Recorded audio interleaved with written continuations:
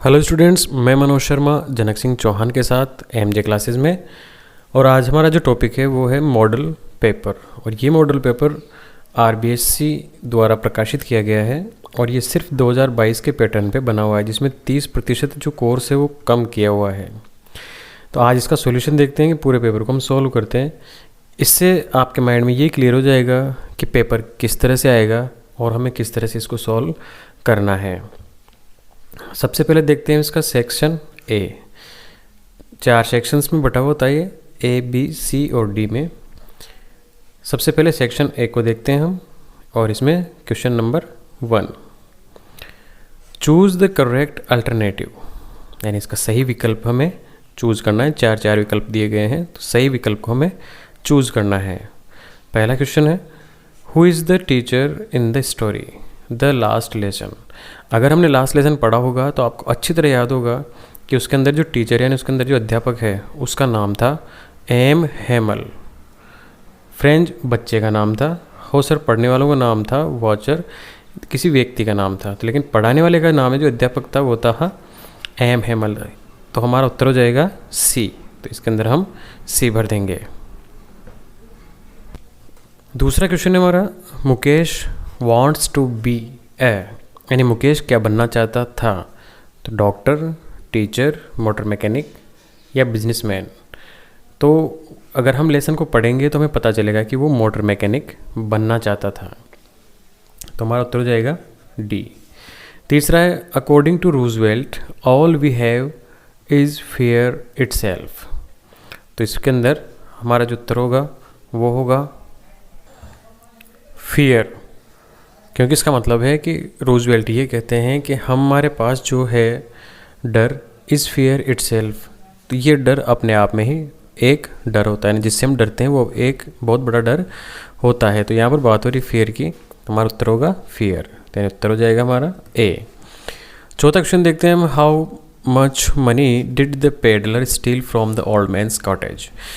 कितना जो धन था पेडलर ने steal from the man's cottage, उस व्यक्ति की जो कुटिया थी उसकी झोंपड़ी थी उतना कितना पैसा चुराया। तो 10 था, 50 था या 8 था। तो वहाँ पर उत्तर होगा हमारा 30 क्रोनोर्स, यानी 30 क्रोनोर उसने चुराए थे। उत्तर हो जाएगा हमारा बी।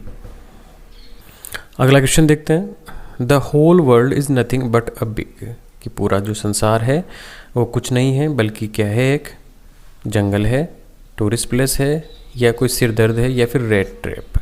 तो जब हम लेसन पढ़ते हैं रेड ट्रैप का तो उसमें हमें पता चलता है कि पूरा संसार एक चूहेदानी के समान है। तो इसलिए हमारा उत्तर क्या हो जाएगा B. Which medicine was available to improve the health conditions of the people of the Champaran village. तो गांधी जी की वाले लेसन में है इंडिगो में से कि लोगों की हेल्थ की जो कंडीशन थी उसको सुधारने के लिए वहाँ पर कौन कौन सी चीज़ें उपलब्ध थी। तो कैस्टर ऑयल, कुनैन, सल्फर ऑइंटमेंट या ऑल ऑफ दीज। तो वहाँ पर ये सभी चीज़ें उपलब्ध थी, इसलिए हमारा उत्तर होगा डी।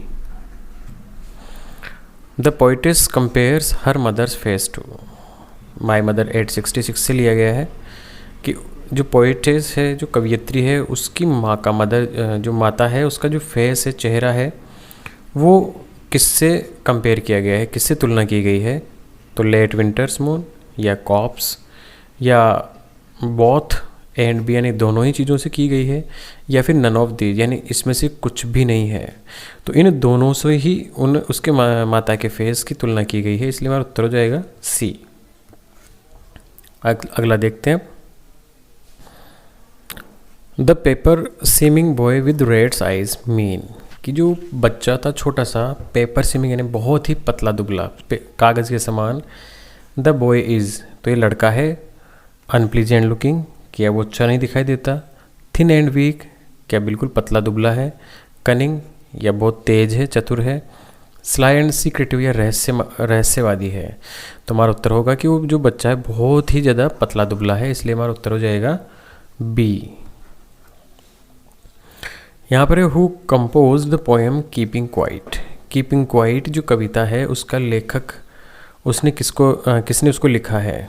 तो हमारा उत्तर होगा John Keats, Adrienne Rich, Robert Frost या फिर पाब्लो नारूडा।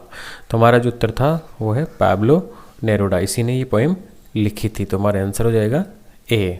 10वां क्वेश्चन देखते हैं, the endless fountain of immortal drink pouring from, कि वो जो अमृतत्व का झरना है वो कहाँ से आ रहा है, कहाँ से उड़ल रहा है। तो the heart of core, the mountain, the sky, या फिर द हेवंस ब्रिंक। तो ये वर्ड वहाँ पर कविता में भी आया है, तो हमारा उत्तर हो जाएगा द हेवंस ब्रिंक, और उत्तर होगा हमारा B.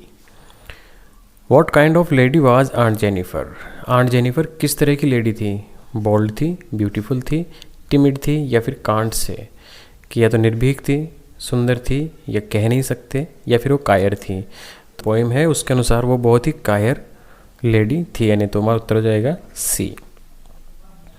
अल्सेक and Lorraine districts were occupied by, यानी किसका कब्जा हो गया था इन दोनों ही शहरों के ऊपर, फ्रांस, ऑस्ट्रिया, पोलैंड या प्रुशिया। तो हमारा उत्तर हो जाएगा पर्शिया, तो पर्शिया का कब्जा हो चुका था, इसलिए उत्तर हो जाएगा हमारा डी। ये चॉइस वाले क्वेश्चन थे, 12 क्वेश्चंस 12 नंबर के, बहुत ही आसान क्वेश्चन थे। इसी तरह के मेन एग्जाम में आएंगे, आसानी से आपके क्लियर हो जाएंगे। अब देखते हैं क्वेश्चन नंबर 2, यानी पहले की 12 थे ये, अब प्रश्न 2 के कितने कितने से क्वेश्चंस आते हैं वो हम देख लेते हैं। यहाँ पर हमारे पास 2 क्वेश्चन दिए गए हैं, 2 के 2, और हमें कंबाइन करना है, यानी हु से और यहाँ पर होम से। तो जब भी हमें हु से कनेक्ट करने के लिए बोला जाए तो सीधे से ध्यान रखें, हु इंसानों के लिए आता है, होम भी इंसानों के लिए आता है।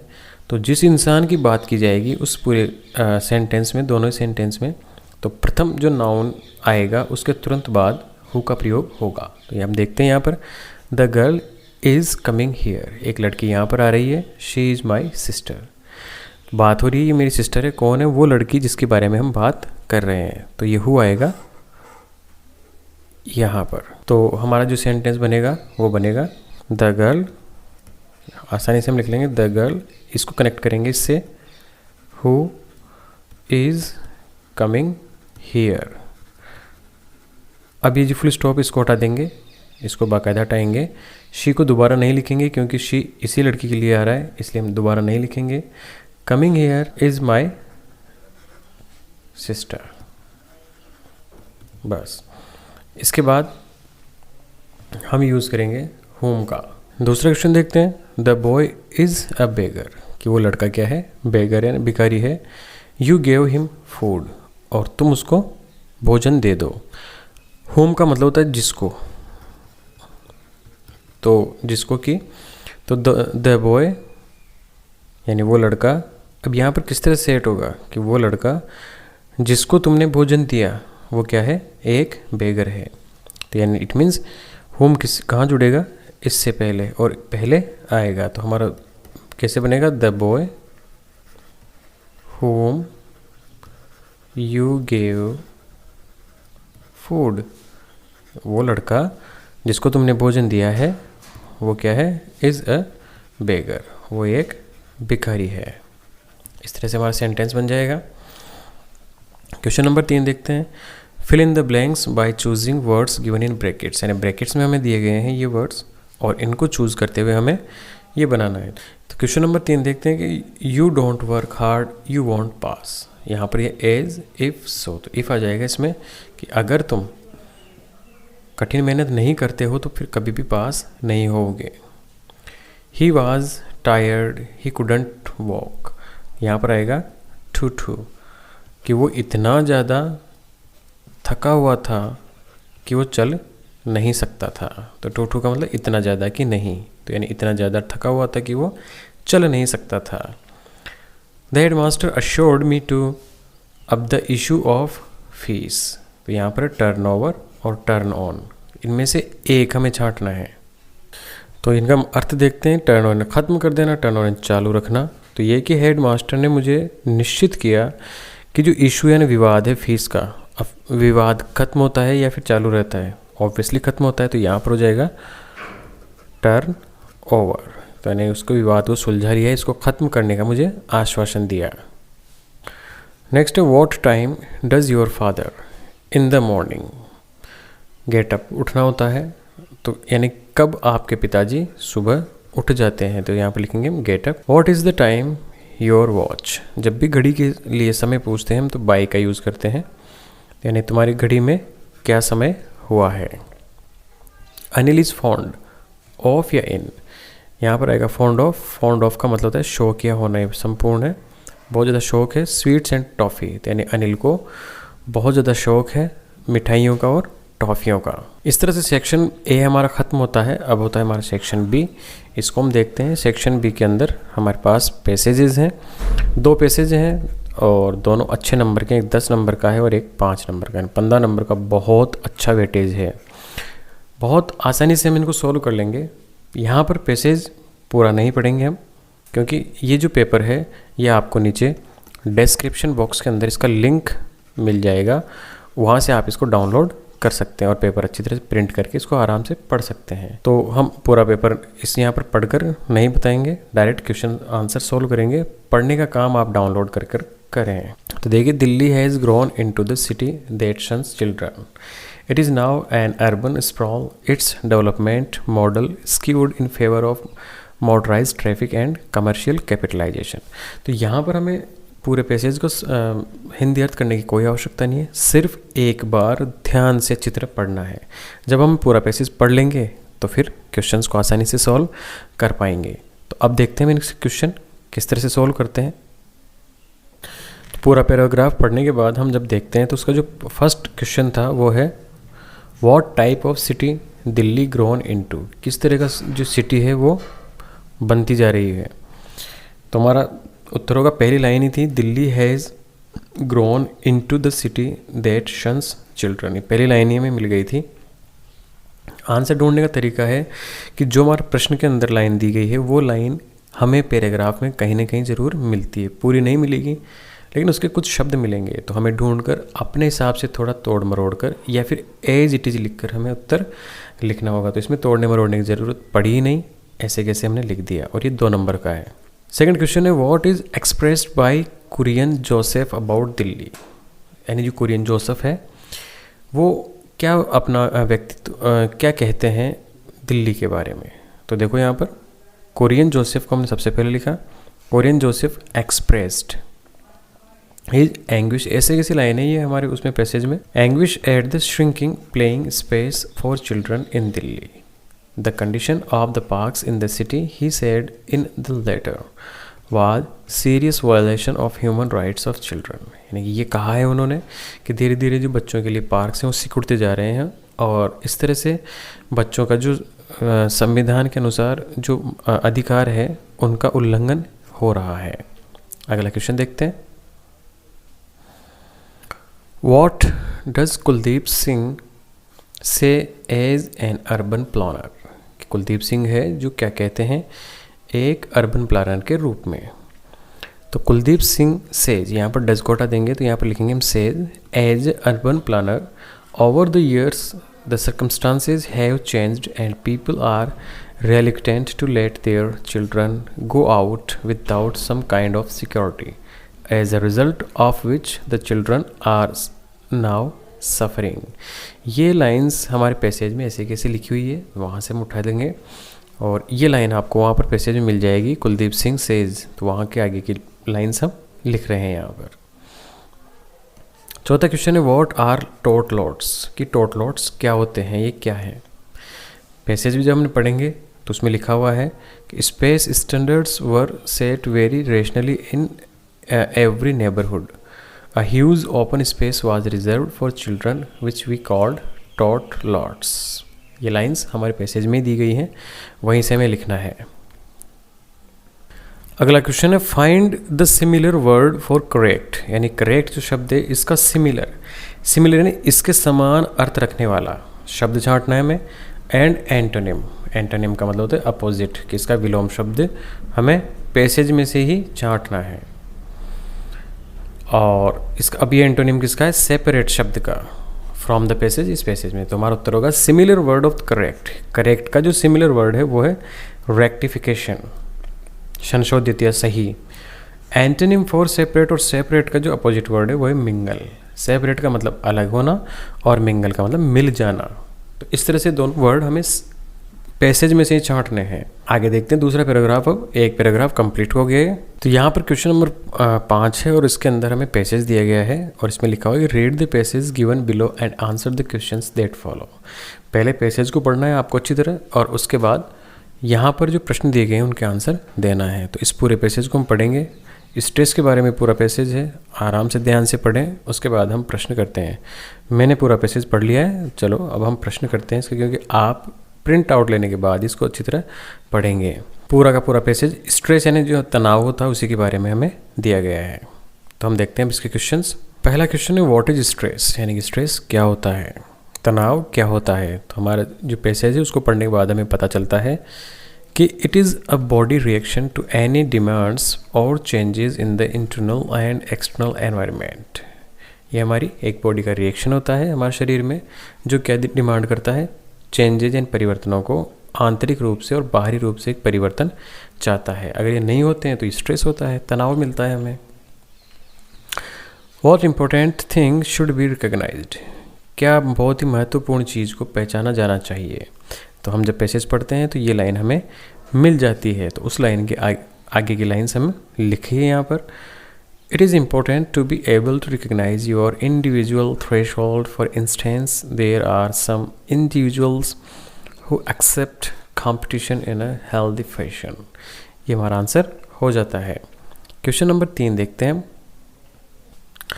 क्वेश्चन नंबर 3 है what science appear in stressed person, कि एक जो तनाव युक्त व्यक्ति होता है उसमें कौन कौन से चिन्ह होते हैं, कौन कौन से तरीके से हम उसको पहचान सकते हैं। तो उत्तर है in stressed person such signs appear in the attitude and behaviour of the individual muscle, tension in various parts of the body, palpitation and high blood pressure, indigestion, hyperacidity. ये सारे के सारे जो चिन्ह हैं ये हमें एक तनावयुक्त व्यक्ति में दिखाई देते हैं। तो ये भी हमें पैसेज में से मिला, ये आंसर अलग से याद करने की कोई आवश्यकता नहीं है। क्वेश्चन नंबर 4 देखते हैं what factors lead to stress, वो कौन से कारक हैं जो स्ट्रेस को हमें बढ़ावा देते हैं, स्ट्रेस को बढ़ावा देने वाले कारक कौन कौन से हैं। तो आंसर है हमारा whenever there is a change in the external environment such a temperature, pollutants, humidity and working conditions, it leads to stress. ये लाइंस भी हमें पैसेज में से मिली है, पैसेज को अच्छी तरह पढ़ेंगे, लाइंस आसानी से मिल जाएगी। इस पैसेज का लास्ट क्वेश्चन है what is psychosocial stress. Answer लिखेंगे हम ढूंढ के उसमें से, पैसेज में से, कि when a person makes up his mind to surpass what has been achieved by others leading to an imbalance between demands and resources, it causes psychosocial stress। और इस तरह से हमारे 5 क्वेश्चन कंप्लीट होते हैं इसमें से। सेक्शन सी के अंदर क्वेश्चन ही क्वेश्चन हैं, इसमें 1 नंबर वाले क्वेश्चन भी, यानी बहुत ही अति लघुतरात्मक एक एक लाइन के, और इसके अंदर 2 नंबर वाले क्वेश्चन भी हैं, 2 नंबर 2 या 3 लाइन्स में लिखेंगे, और 3-3 नंबर वाले भी इसके अंदर इस सेक्शन में हैं। तो हमने जो लिया है सॉल्यूशन में वो केवल 1-1 नंबर वाले यानी 1-1 लाइन वाला ही लिया है क्वेश्चंस। बाकी क्वेश्चंस अपनी ग्रामर में से या पासबुक में से तैयार करने हैं, क्योंकि अगर पूरे क्वेश्चंस यहाँ लेंगे तो वीडियो बहुत लंबा हो जाएगा, जो पॉसिबल नहीं हो पाएगा। इसलिए हम 1-1 नंबर वाले क्वेश्चंस को देखते हैं पहले। तो सेक्शन सी में पहला क्वेश्चन देखते हैं। क्वेश्चन नंबर 6 है how many dollars did Charlie's friend Sam withdraw from his account. और ये क्वेश्चन आया है द 3rd लेवल में से, यानी कितने डॉलर जो चार्ली का मित्र था सैम उसने निकाले, विड्रॉ निकालना, उसके अकाउंट से कितने डॉलर्स निकाले थे। तो हम जब लेसन पढ़ते हैं तो हमें पता चलता है कि $800 उसने निकाले थे। तो हमारा आंसर होगा $800 चार्लीज फ्रेंड सैम विड्रू। यहाँ पर डिड है, डिड को हटाएंगे तो ये जो विड्रॉ है इसकी सेकंड फॉर्म आ जाएगी विड्रू फ्रॉम हिज अकाउंट, यानी उसने उसके अकाउंट से $800 निकाले थे। नेक्स्ट देखते हैं question number 7 how old was the Prince when he spoke the words clearly before the astrologers. और ये क्वेश्चन लिया गया है द टाइगर किंग से, यानी कि जो प्रिंस था उसकी कितने दिन की उम्र थी जब वो पूर्ण रूप से ज्योतिषविदों के सामने साफ बोलना शुरू कर दिया उसने। तो हमारा आंसर होगा, जब लेसन पढ़ते हैं तो पता चलता है कि उसकी उम्र 10 दिन थी। हमारा आंसर होगा the Prince was 10 days old when he spoke the words clearly before the astrologers. Question number 8, why was Sadao sent to America? Sadao जो था उसे अमेरिका क्यों भेजा गया? और द एनिमी जो लेसन है उससे क्वेश्चन लिया गया है। तो हमारा आंसर होगा, हम जब लेसन पढ़ते हैं तो पता चलता है कि सदाऊ क्यों गया था वहाँ पर, क्योंकि वो पढ़ना चाहता था सर्जरी और मेडिसिन के बारे में। तो हमारा आंसर होगा Sadao was sent to America to study surgery and medicine. Next question है क्वेश्चन नंबर 9। नेक्स्ट क्वेश्चन है what type of changes did Mr Lamb bring in Derry's life?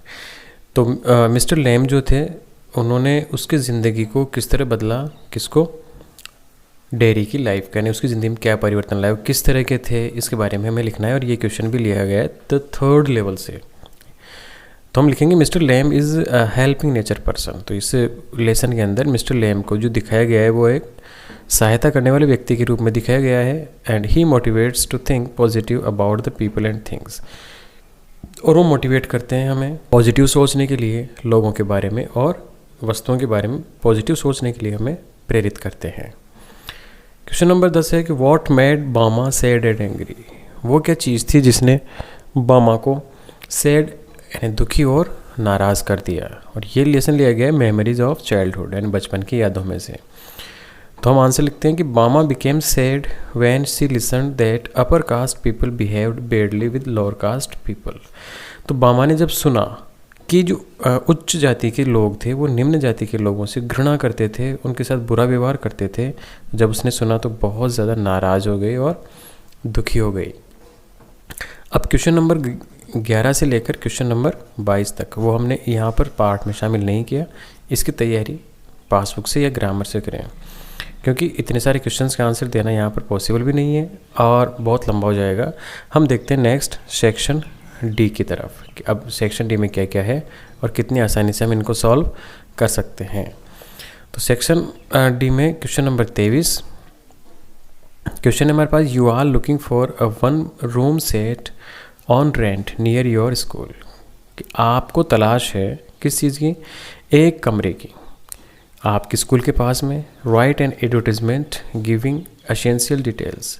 तो एक एडवर्टीजमेंट दीजिए और उसमें ज़रूरी जो भी चीज़ें हैं उनको हमें मेंशन करना है। Don't forget to mention the amount of the rent of your ready to pay. और वो अमाउंट लिखना ना भूलें जितना किराया आप दे सकते हैं। अभी 4 नंबर का है, 4 नंबर आसानी से आ जाएंगे हमारे, बहुत ही सरल है क्योंकि एडवर्टाइजमेंट लिखना थोड़ा सा देखने से ही आ जाएगा। इसी में और में दिया गया है कि अगर आप ये न करना चाहें या आपको टफ लग रहा है तो फिर क्या करना है? यू आर सुमित्रा या सुमित। अब आपका नाम क्या है? सुमित्रा या सुमित। स्टडिंग कर रहे हो आप गवर्नमेंट सीनियर सेकेंडरी स्कूल में जयपुर के अंदर। Your school is organising a debate competition. Draft a notice as a culture secretary of your school student union. तो अब क्या करना है, आप इस स्कूल में पढ़ते हो और आपकी स्कूल ये ऑर्गेनाइज कर रही है डिबेट कंपटीशन और एक नोटिस तैयार करना है कल्चरल से। और आप क्या हो यहाँ पर?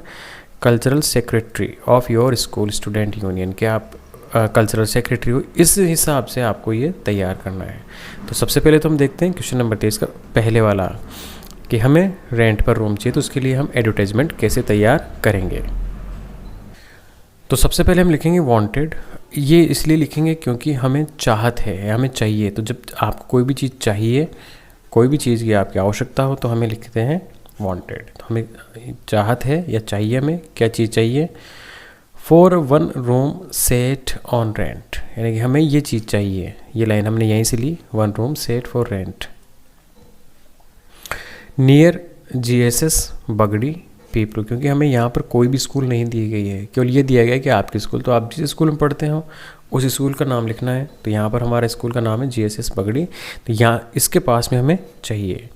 ज़्यादा रामलीला में नहीं लिखनी। इस बाद आगे इसमें लिखा है कि एडवर्टाइजमेंट देना है, डिटेल्स एसेंशियल डिटेल्स, यानी आपको क्या क्या एसेंशियल ज़रूरी चीज़ें हैं उनकी डिटेल है। तो हमें जो रूम चाहिए उसमें क्या है? 1500 rupees can be paid monthly. 1500 रुपये पर मंथ हम दे सकते हैं, क्योंकि यहाँ लिखा हुआ है mention the amount of rent. तो ये ज़रूरी था लिखना, इसलिए हमने लिखा कि हम इतना दे सकते हैं। एसेंशियल फैसिलिटीज़ मस्ट, कि ज़रूरी जो सुविधाएं हैं वो होनी चाहिए रूम के पास में ही, जैसे लेट बाथ है, नहाने धोने का है, किचन है, तो ये इसी में ऐड होना चाहिए। तो एसेंशियल यानी ज़रूरी चीज़ें। अब ये चीज़ अगर आप जिसके पास हो तो वो क्या करना है, हमें कांटेक्ट करे इन नंबरों के ऊपर। और इस प्रकार से आपका ये कंप्लीट 2 मिनट का काम है और 4 नंबर हमारी जेब के अंदर है। अगर ये पसंद नहीं आता है, सपोज़ करो ये आपको कठिन लगता है, तो फिर हम लिखेंगे अब नोटिस। नोटिस किस तरह लिखना है, यहाँ पर हमारे स्कूल का लिखा है, लेकिन यहाँ पर स्कूल दे रखा है हमें कि आपका नाम क्या है, सुमित्रा या सुमित। यानी कि अगर आप लड़की हैं तो सुमित्रा नाम लिखना है और लड़के हो तो सुमित लिखना है। यहाँ पर जो गवर्नमेंट सीनियर सेकेंडरी स्कूल बगड़ी लिखा हुआ है, इसकी जगह में लिखना है जयपुर, क्योंकि इसमें जयपुर दे रखा है। लेकिन अगर स्कूल का नाम न दिया हुआ हो तो फिर हमें खुद की स्कूल का नाम ही डालना होता है, इसलिए हमने हमारे स्कूल का नाम डाला। सबसे पहले जो भी नोटिस लिखेंगे सबसे पहले हम लिखेंगे नाम, उसके बाद डेट लिखेंगे यहाँ पर, आज की डेट जो भी है। अब इसके बाद हमें यहाँ पर एक बार और देख लेना है कि क्या क्या करना है। तो हमें देखना है कि ये डिबेट के ऊपर लिखना है और बच्चों को एक सूचना देनी है कि जो भी बच्चे इस डिबेट में हिस्सा लेना चाहते हैं वो अपना नाम दे दें। तो हमने लिखा यहाँ पर डेट लिख ली। डेट के बाद बड़े बड़े कैपिटल लेटर्स में हम लिखेंगे नोटिस, ये कैपिटल लेटर्स में लिखना है, अंडरलाइन करना है। और अब लिखेंगे all students are informed that our school is going to organise a debate. ये लाइन सभी के अंदर आएगी यहाँ तक कि हमारा स्कूल क्या करने जा रहा है, कि सभी विद्यार्थियों को सूचित किया जाता है कि हमारे विद्यालय जो है वो अब ये ऑर्गेनाइज कर रहा है वो। तो is going to organise debate competition on 20/02/2022, यानी कि 20/2022 को ये आयोजन हो रहा है। अब टॉपिक हमें नहीं दिया गया हुआ, लेकिन डिबेट तो कोई ना कोई टॉपिक तो चाहिए। तो हमने हमारी तरफ से लिखा कि the topic of debate is online classes curse और बोन, की जो ऑनलाइन क्लासेज है वो श्राप है या फिर आशीर्वाद है या फिर डिज़ायर्ड स्टूडेंट्स। तो जो डिज़ायर्ड स्टूडेंट्स हैं ना, इच्छित विद्यार्थी, डिज़ायर्ड का मतलब होता है इच्छित। इच्छित विद्यार्थी क्या करें, वो अपना नाम दे दें, किसको, उनके क्लास मॉनिटर को। कब दें, 19/2022। ऐसा क्यों, क्योंकि जब आयोजन 20 को हो रहा है तो इससे पहले पहले ये नाम दे दें। अब हमने तो नाम दिया यहाँ पर राम स्वरूप, हालांकि हमें नाम दिया गया है ऊपर, वही नाम डालना है, ये हमारी इच्छा से डाला है। यहाँ पर वो नाम डालें जो पेपर में दिया गया है। सुमित्रा दिया गया है तो सुमित, और सुमित दिया गया है तो वो लिखें। कल्चरल सेक्रेटरी, और यहाँ पर वही स्कूल का नाम जो हमें पहले दिया गया था। इस तरह से नोटिस कंप्लीट हो जाएगा। दोनों बहुत आसान है, थोड़ी सी मेहनत के अंदर हमारी ये क्लियर हो जाएगा। नेक्स्ट क्वेश्चन देखते हैं। क्वेश्चन नंबर 24 है, you are Arun Anita studying in GSSS Jodhpur, यानी इस स्कूल में आप पढ़ते हो और आपका नाम है अरुण या Anita. Your school has celebrated annual function recently, और आपके विद्यालय ने अभी हाल ही में, रिसेंटली का मतलब होता है हाल ही में, थोड़े समय पहले एनुअल फंक्शन है, वार्षिक उत्सव मनाया है। राइट ए रिपोर्ट, अब इसमें रिपोर्ट लिखना है, to be publish the school magazine in about 100 words, यानी 100 शब्दों के अंदर ये मैगजीन के अंदर छापने के लिए आपको रिपोर्ट लिखनी है। या फिर और दिया हुआ है, यानी अगर आप ये ना करना चाहें ये केवल क्वेश्चन, तो फिर दूसरा करें, translate the passage into Hindi. ये बहुत ही अच्छा काम किया है गवर्नमेंट ने कि अगर आपको रिपोर्ट नहीं आ रही है, समस्या आ रही है, तो ये पैसेज है, बस इसको हिंदी के अंदर ट्रांसलेट कर लें तो भी आपको 4 नंबर मिल जाएंगे।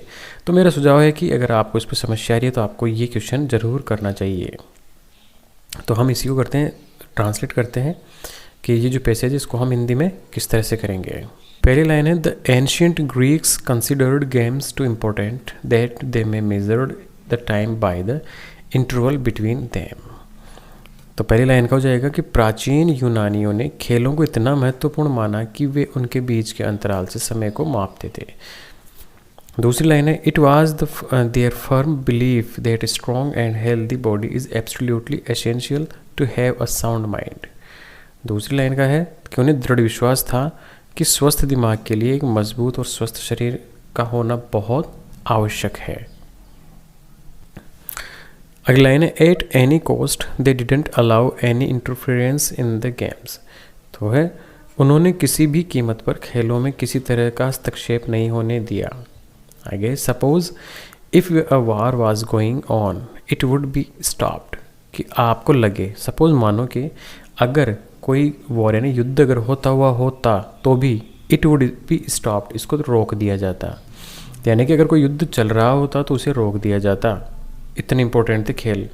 लेकिन अनलकीली कहना दुर्भाग्य से, इन 393 यानी 393 AD the games were banned by Roman emperor Theodosius. एक एम्परर हुआ, राजा हुआ, उसने क्या कर दिया, बैन लगा दिया, रोक लगा दी, और उस व्यक्ति का नाम था थियोडोसियस। तो हमने लिखा दुर्भाग्य से 393 ईस्वी में रोमन सम्राट थियोडोसियस द्वारा खेलों पर प्रतिबंध लगा दिया गया था। People forget Olympics for nearly 1500 years. तो लोग लगभग 1500 साल तक ओलंपिक खेलों को भूल गए।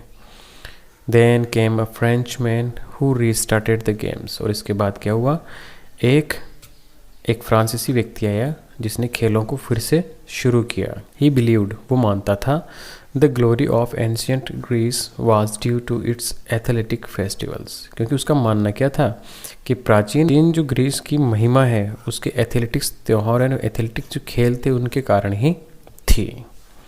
नेक्स्ट क्वेश्चन देखते हैं। क्वेश्चन नंबर 5 है, राइट अ जॉब एप्लीकेशन, यानी जॉब एप्लीकेशन लिखना है। जॉब एप्लीकेशन कैसे लिखनी है पिछले वीडियो में मैं बता चुका हूँ। For the post of English lecturer, और ये पोस्ट किसकी है, इंग्लिश लेक्चरर की जो पोस्ट है उसके लिए हमें जॉब एप्लीकेशन लिखना है। लिखना है किसको है, to the principal Mahatma Gandhi government senior secondary school Ramnagar, इसको लिखना है। और आपका नाम क्या है, यू आर गीत या गीता, लिविंग इन जयपुर, और जयपुर में आप रहते हो। तो ये आपका एड्रेस हो गया। अगर एड्रेस नहीं दिया जाता है तो फिर आप अपने हिसाब से कोई भी एड्रेस लिख सकते हैं। तो इसमें जयपुर दिया गया है तो हमें जयपुर ही लिखना होता है। और इमेजिन यू आर अरुण या Aruna living in Shastri Nagar Alwar, write a letter to the customer service manager of Shri Ram electronics private limited complaining about defect in the refrigerator purchase from the store. इसमें हमें कंप्लेन करनी है, कंप्लेनिंग वाला लेटर लिखना है। लेकिन इस लेटर कंप्लेन से बढ़िया तो है लेटर टू जॉब, ये बहुत आसान है, फटाफट हो जाएगा, इसलिए हम यही चूज़ करते हैं। करना क्या है, इसमें CV लिखना है, नहीं इसी को हम CV बोलेंगे या रिज्यूमे वाला लेटर लिखेंगे। तो करते हैं इसको कंप्लीट। जब भी कोई लेटर लिखते हैं तो सबसे पहले हम लिखेंगे अपना एड्रेस। तो हमने एड्रेस लिखा 123 शास्त्री नगर टोंक। हालांकि ये तब लिखना है जब आपको पता नहीं दिया गया हो, यानी कि अपना पता खुद का, लेकिन हमें पता दिया गया है तो वही एड्रेस हम लिखेंगे। इसके बाद एक स्पेस छोड़ना है लाइन का और लिखना है आज की डेट। इसके बाद उसको जिसको लेटर हमें लिखना है, तो हमें लेटर लिखना है प्रिंसिपल को, Mahatma Gandhi government senior secondary school Ramnagar को।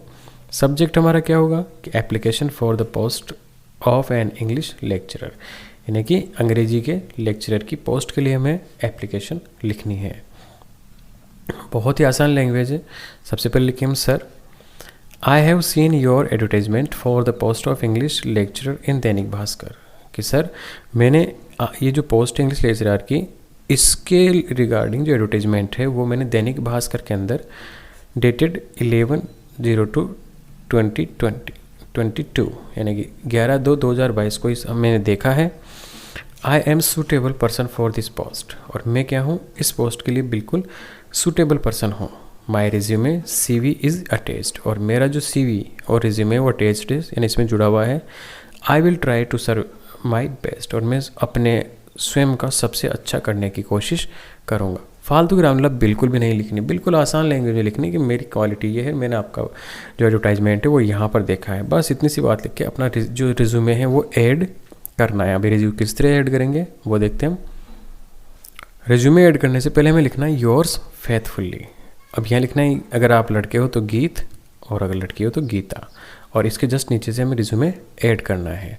रिज्यूमे में सबसे पहले नाम लिखना है। तो नाम हमने अपने हिसाब से लिखा मोहित गुर्जर, क्योंकि हमें नाम नहीं दिया गया। अगर दिया जाता है स्पेशल तो आप, अब जैसे यहाँ पर गीत दिया गया तो आप यहाँ पर लिख सकते हैं गीत, और अगर लड़की है तो गीता। और नहीं दिया जाता है तो फिर अपने हिसाब से लिखना है। फ़ोटो अटैच करना है इधर। Father's name mister Sumit Gurjar. Address लिखना है 123 शास्त्री नगर जयपुर। अगर जयपुर का दिया हुआ हो तो, टोंक का दिया हो तो टोंक, और अगर कुछ भी नहीं दिया होगा जो आपकी मर्जी है वो लिखें। मोबाइल नंबर हमारी मर्जी से लिखेंगे। अब आती है क्वालिफ़िकेशंस, क्योंकि सीवी रिज्यूमे के अंदर क्वालिफ़िकेशंस बहुत ज़रूरी होती है। अब यहाँ पर हमें ये नहीं दिया गया कि कितनी कितनी लिखनी है, तो हमारी वही कहावत कि नीचे बैठने वाला और झूठ बोलना कभी भी कमतर तो हो ही नहीं सकता। तो यहाँ पर क्वालिफ़िकेशंस में लिखेंगे सबसे पहले 10th क्लास में, तो 10th क्लास में 80% चाहे बनी या नहीं, आप 80 to 90 लिखना है आराम से। वहाँ कोई चेक करने वाला नहीं है कि आपकी वास्तव में इतनी बनी भी है या नहीं। 12th में हमारी 85 बनी है, बीए के अंदर 72 और एमए के अंदर 70%। अब वहाँ पर जो क्वेश्चन है उसमें लेक्चरर चाहिए और भी इंग्लिश से, तो हमारी एमए तो इंग्लिश में होनी ही चाहिए, इसलिए हमने एमए लिखा।